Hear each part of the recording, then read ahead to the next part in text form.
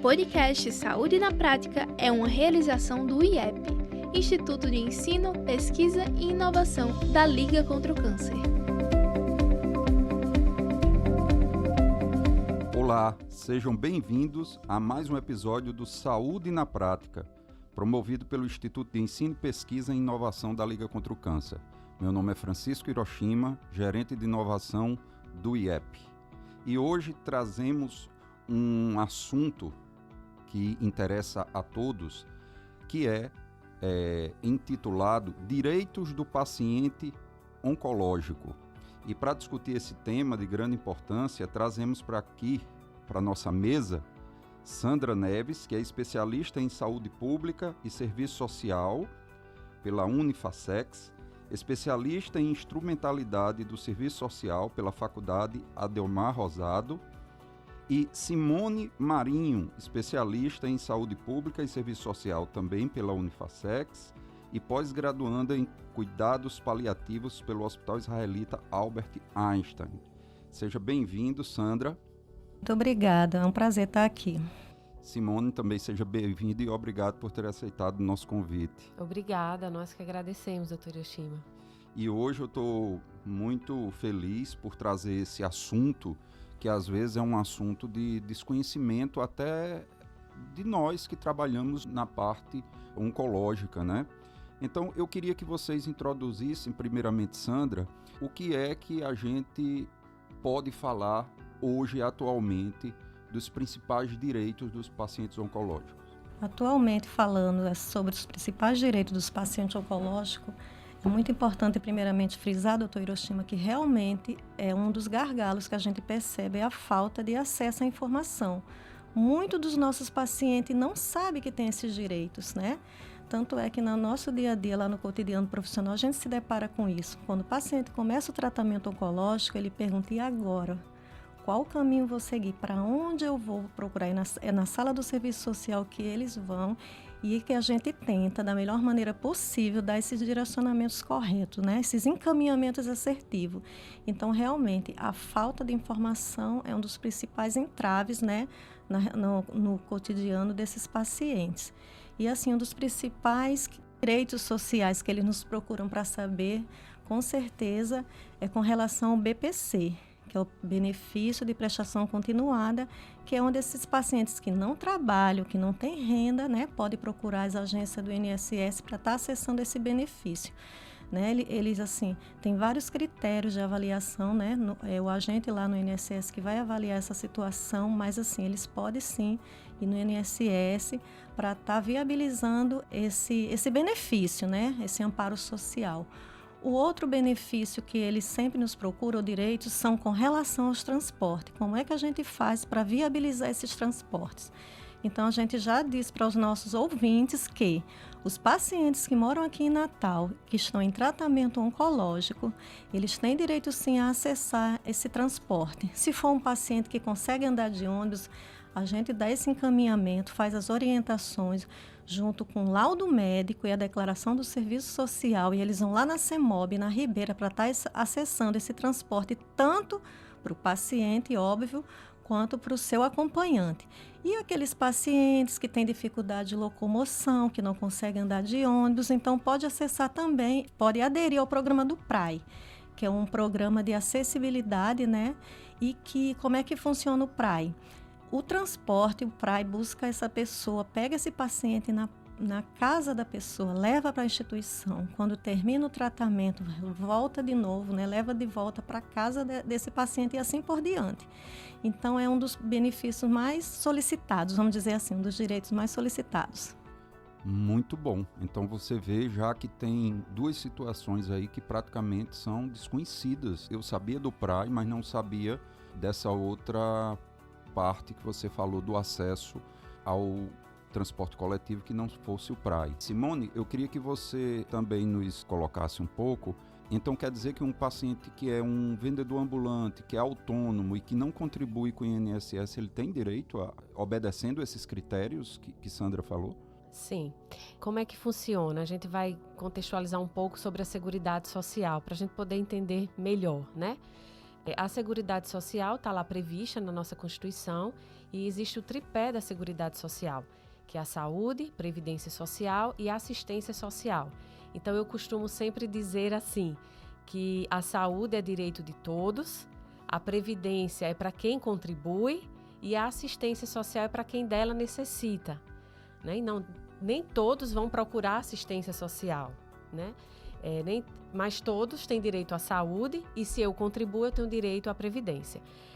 No caso desses pacientes que não trabalham registrados, de carteira assinada, não tem nenhum vínculo formal, estão aí no mercado informal e acometido por uma doença, uma neoplasia, então ele tem como recorrer ao BPC, que é um benefício da assistência social. Se ele tivesse um registro, seria pela Previdência, porque ele estaria contribuindo e aí tem os direitos sociais lá na Previdência, para quem contribui.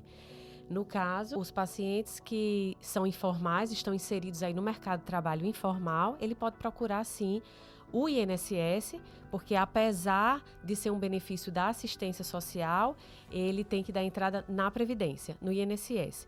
Então, como a lei não deixa claro o tipo de deficiência, porque o BPC é para pessoas idosas ou pessoas portadoras de deficiência.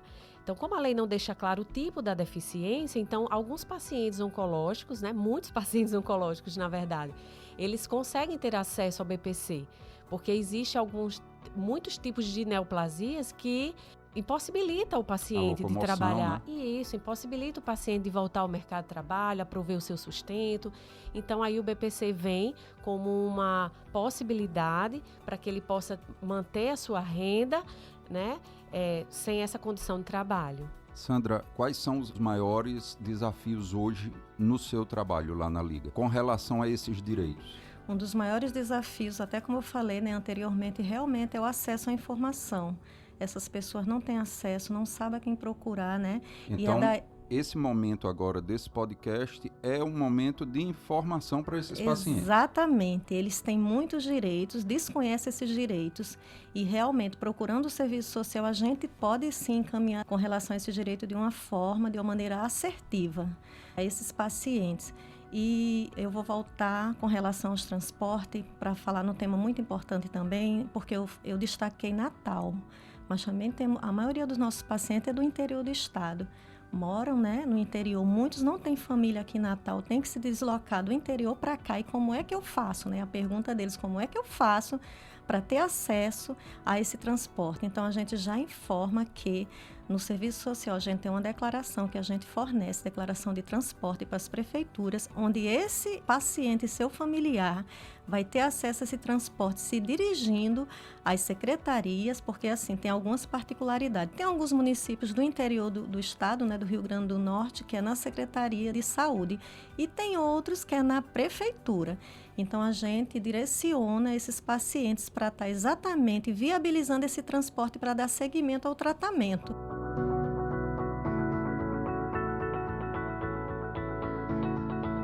Vocês me falaram que tem direito a esse transporte. Eu imagino o seguinte, um paciente que está fazendo um tratamento de radioterapia, quimioterapia, que vem lá do interior a 200 quilômetros de Natal.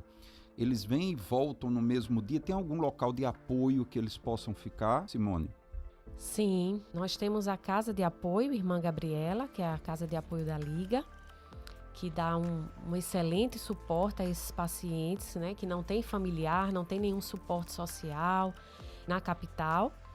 E temos também outras casas de apoio parceiras. E lá eles contam com o que, Simone? Eles contam com refeição, o dormitório, o transporte, né, para deixar no SECAM, porque a radioterapia é lá, né? E em seguida o transporte da casa de apoio volta para a casa de apoio com eles, e essa estadia, o paciente fica de segunda a sexta. No final de semana ele volta para sua residência, na segunda-feira ele retorna ao tratamento e lá a casa já está aguardando para ele retornar para sua estadia até concluir o seu tratamento. E Sandra, você se surpreende muito de pacientes que quando você diz que ele tem direitos, ele se surpreende que ele não sabia? A grande maioria é assim? A grande maioria é assim, doutor Hiroshima. eles ficam, nossa, eu não sabia que eu tinha direito a isso ou aquilo. Então, assim, até para ilustrar, eu vou dar um exemplo bem assim pontual do que aconteceu comigo, né, lá na unidade do SECAM. A gente estava numa visita, né, em loco, lá no salão de quimioterapia, e tem um paciente aqui, vizinho aqui da capital, que veio fazer, está em tratamento de quimioterapia, aliás, ele ainda continua. E quando eu conversei com ele, abordei, perguntei como é que o senhor está vindo, senhor, para o tratamento. Ele falou que tinha pedido um empréstimo. Ele fez um empréstimo porque ele não sabia que tinha acesso a viabilizar o transporte. Como é importante essa Como informação. é importante. E assim, a gente se depara com vários pacientes que fazem empréstimo porque não sabe que o seu município viabiliza esse transporte. Vende um gado, vende alguma coisa, alguma posse que tem, sem saber disso, né? Que tem Exatamente. E a partir desse momento, agora, a gente conseguiu contato, né? Contactou o município, fornece essa declaração, e sempre que ele vem para o tratamento, ele vem no carro do município. E é isso que a gente faz, orienta e encaminha. Simone, tem um trabalho já informativo disso ou não? É uma demanda que vocês esperam? Ou seja, o paciente está lá tratando, vocês já abordam para informar isso ou não? Isso é espontâneo, é natural ter que vir procurar o serviço social? A nossa demanda ela é espontânea no sentido de que não precisa agendar para falar com o serviço social, né? Então, as assistentes sociais elas estão nas 3 unidades, nas 4, porque nós temos em Caicó também, na nossa unidade do Seridó. E durante o nosso atendimento, nosso horário de trabalho, o paciente que chegar em busca dessa orientação, dessa informação, desse acolhimento, as assistentes sociais estarão ali disponíveis nessa demanda espontânea. Mas o que é que acontece? Esse paciente de primeira vez, que está na sua consulta de primeira vez em cuidados paliativos, na oncologia, para radioterapia, o paciente que chega para a cirurgia no Hospital Luiz Antônio, na policlínica, então essa demanda é absorvida pelo assistente social dentro das unidades. Então a gente não espera esse paciente chegar. Nós também fazemos esse movimento dessa busca ativa dentro das nossas unidades, sim. Justamente para que se fortaleça essa comunicação, seja socializada essas orientações em prol do nosso paciente. Inclusive, nós temos hoje o nosso Manual de Direitos Sociais da Pessoa com Câncer, né? Que o Serviço Social criou aí junto com a coordenação da experiência do paciente. E isso tem possibilitado essa socialização, essa informação chegar mais rápido. Aproveito aqui até para colocar que quem estiver nos ouvindo, precisar desse manual, quiser ter acesso a esse manual, é só procurar o nosso serviço social nas nossas unidades da Liga, que a gente tem esse manual à disposição do paciente, dessa população usuária desse serviço. Esse manual deve estar, e se não está, eu acho que a gente tem que providenciar de estar no site da Liga para um acesso online para quem queira, né? Sandra, uma coisa que eu queria lhe perguntar também, você veja como é a importância de vocês nessa parte, né? Não adianta eu dar um diagnóstico preciso, fazer uma boa cirurgia, ter o aparelho de radioterapia ou ter a quimioterapia à disposição, mas se eu não tenho transporte para ir. E para fazer o seguimento Vocês observam muitos pacientes que descontinuam o tratamento por falta de transporte? Sim, a gente observa e a gente tem muito isso principalmente na radioterapia, que a gente chama os pacientes faltosos. E muitas vezes, quando a gente liga para esse paciente ou para essa família para saber o que aconteceu, eles falam que não veio porque não conseguiram acessar o transporte. Principalmente quem mora longe, né? Quem mora a muitas horas daqui da capital. Então, a gente observa bastante isso, a falta do tratamento exatamente devido a não saber que tem esse direito, né? E como é que a gente percebe isso? A gente percebe isso exatamente no acolhimento, né? Quando o paciente chega na sala do serviço social, a gente vai acolher, a gente vai ouvir com a nossa escuta qualificada, ativa, e a gente vai entender a dinâmica familiar, quais são as necessidades sociais desse paciente. Então, é através dessas necessidades sociais que a gente vai compreender o contexto social, o contexto familiar, e daí sim encaminhar, como eu já falei anteriormente, de maneira assertiva para vários direitos sociais. E pegando só o gancho do que Simone falou com relação a esse manual, está tramitando agora no Congresso Nacional, vai ser um ganho assim, sem precedente para o paciente com câncer. Em 19 de agosto, o plenário do Senado aprovou o projeto de lei que institui o Estatuto da Pessoa com Câncer. É a PL 1605/2019. E assim vai ser um ganho sem precedente, porque eles vão ter uma legislação, né, que eles vão poder recorrer para ter acesso a vários direitos. Então, até as pessoas que estão nos ouvindo, eu oriento a acessar o site do Senado para ter maiores informações.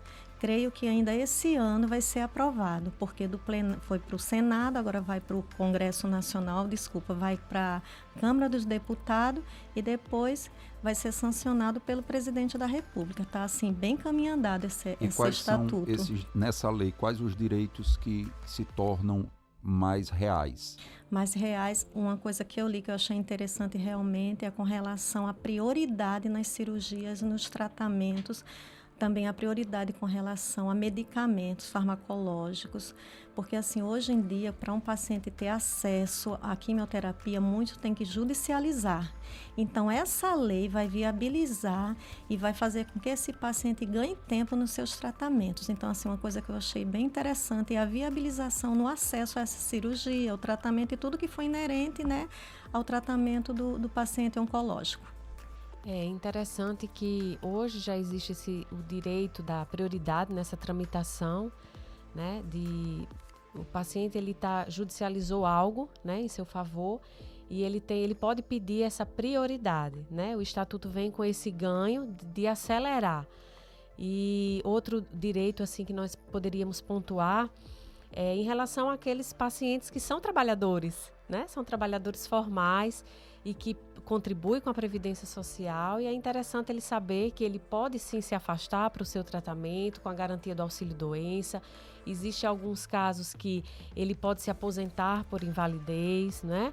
Se for uma aposentadoria por invalidez, que ele vai depender de outra pessoa, que vai ficar dependente, ele pode pedir o acréscimo de 25% em cima dessa sua aposentadoria.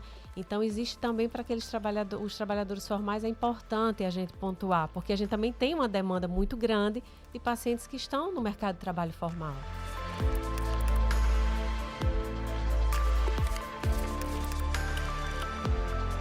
E tem alguma coisa também de pacientes que já são aposentados, a isenção de imposto de renda também, né? Sim, isenção de imposto de renda. Existe também, alguns pacientes têm financiamento de casa própria, e se lá na cláusula, né, no seu contrato, tiver essa possibilidade de quitação por motivo de doença, ele também pode requerer de acordo com o seu contrato. Então, existe aí também o saque do PIS/PASEP, tanto para o paciente como para o seu dependente, se tiver acometido de doença. É muita coisa, viu? É muita coisa. Ou seja, merece uma consulta com vocês para saber. Tem que fazer uma anamnese do paciente para saber em que ele se enquadra, né? Isso é que é interessante, porque o profissional de serviço social, ele foi inserido aí na saúde por volta da década de 60. Recentíssimo. Justamente quando veio aí a substituição dos institutos de previdências, né? Os antigos IAPs, né? Os INAMPs, o IPS, até se consolidar aí com a Seguridade Social prevista na nossa Constituição, né? Então, assim, o macro desse direito, vamos dizer assim, é o artigo 196 da nossa Constituição, que é onde diz que a saúde é direito de todos e dever do Estado. Esse é o macro. Então, a partir daí, a gente vai em busca dos outros direitos, né? Eu me lembro de um caso aqui social. Eu sou oftalmologista e um paciente estava com uma ceratite, que é uma úlcera de córnea, e essa doença você precisa usar um colírio de hora em hora. E esses colírios às vezes precisam ser manipulados e, como não tem preservativo, precisar ficar em geladeira. E quando eu disse ao paciente que ele precisaria manter os colírios na geladeira, ele disse o seguinte: doutor, eu não tenho geladeira. Onde eu moro não tem geladeira. E aí? Então aí eu tive que internar o paciente por uma internação social, senão ele ia perder a visão. E o pessoal não entendia. Você internou um paciente com úlcera de córnea? Eu digo, você não está sabendo qual é a história do paciente, né? A internação é social. Então, por isso que eu acho tão importante o médico não saber só a parte técnica, mas também saber compartilhar com vocês, que é da parte social, esse outro espectro do paciente que às vezes a gente não presta atenção, não é isso? E, Sandra, onde você está hoje? Em que unidade? E Simone? O meu caso é bem interessante, porque eu fico transitando em todas as unidades da Liga, porque eu tiro as férias das colegas e hoje, atualmente, eu estou lá no Hospital Luiz Antônio.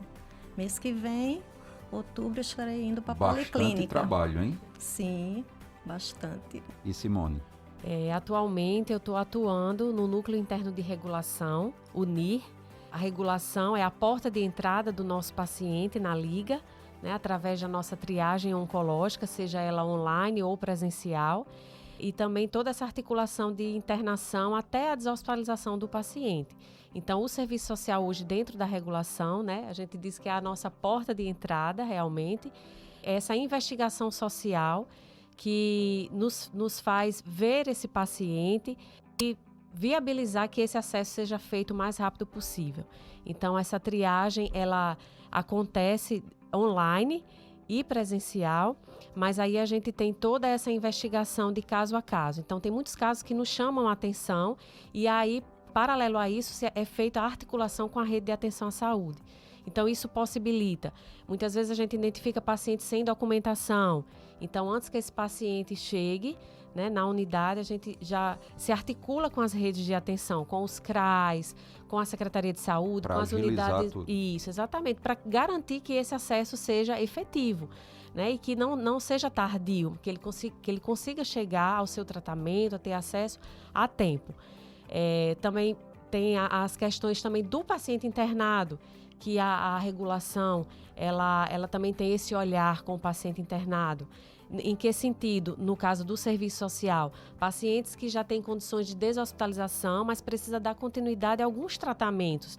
Por exemplo, uma hemodiálise. O paciente está fazendo hemodiálise internado, já tem performance para alta hospitalar, mas precisa continuar a sua hemodiálise, né? Então, a gente entra aí nesse circuito de mediação para regular essa hemodiálise ambulatorial, uma oxigenoterapia domiciliar. Desocupando até um leito para quem precisa, como a gente falou, né? Isso, perfeito. Então, a gente entra nessa mediação.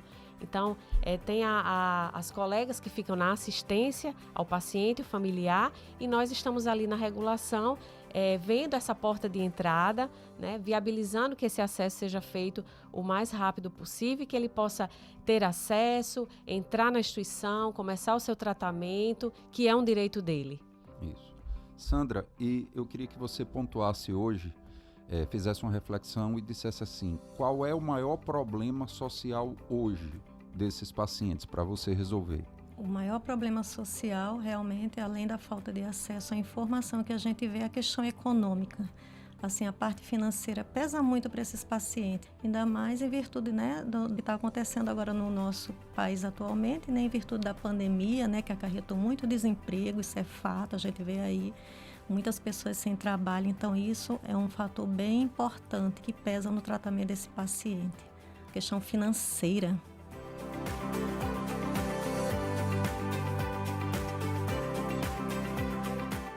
Eu vi que vocês pontuaram de forma recorrente aqui a informação, o acesso à informação, né?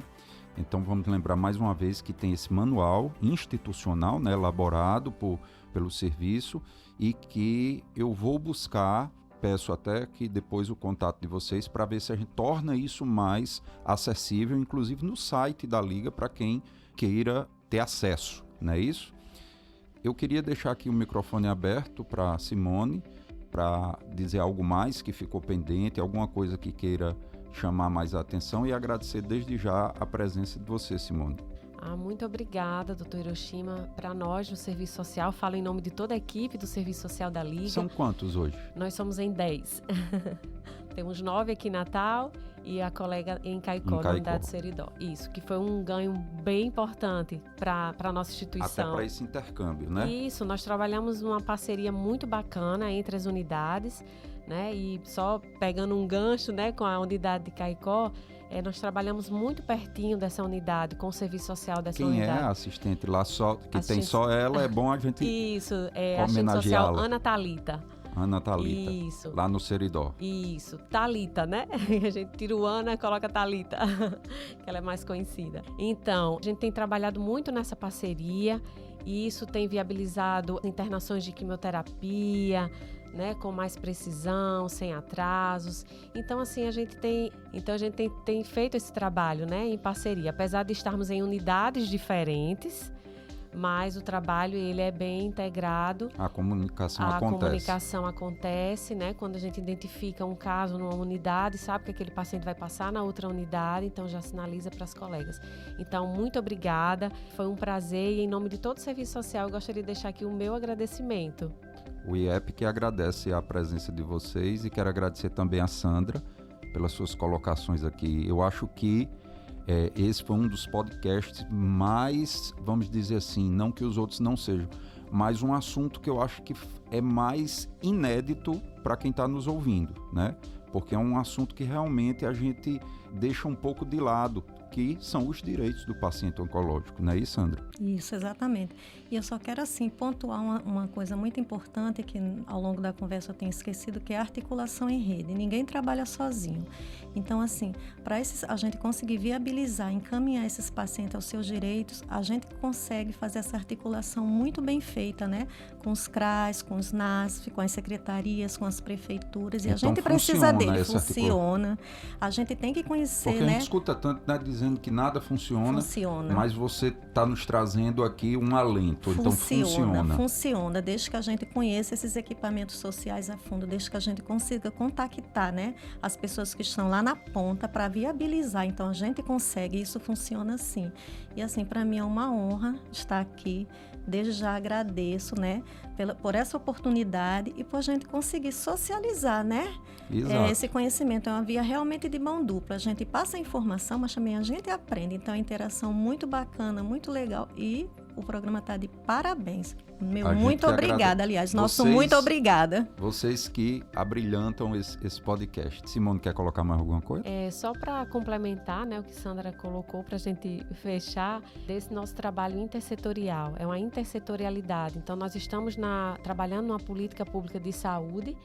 No entanto, nós trabalhamos dentro da saúde com essa articulação com a educação, com assistência social, com previdência, então com as outras políticas públicas, né? Estamos dentro da saúde, mas não só trabalhando com direitos dentro da saúde, mas também com as outras políticas públicas. Muito obrigado pela presença de vocês, representando aqui todo o serviço social da Liga contra o Câncer. E quero dizer que esse podcast tem o apoio da Clínica Metacognitiva e também da Rádio Saúde. E até o próximo programa.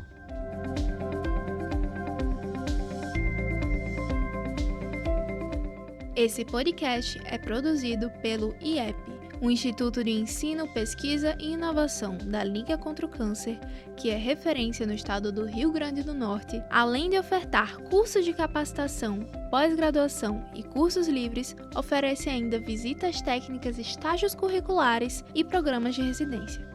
Sem falar na área da pesquisa, formada por uma equipe multidisciplinar dedicada à investigação na área oncológica. Temos ainda a inovação, que tem como objetivo fomentar ideias, resolver problemas e impulsionar processos, além de promover a formação e capacitação de novos empreendedores.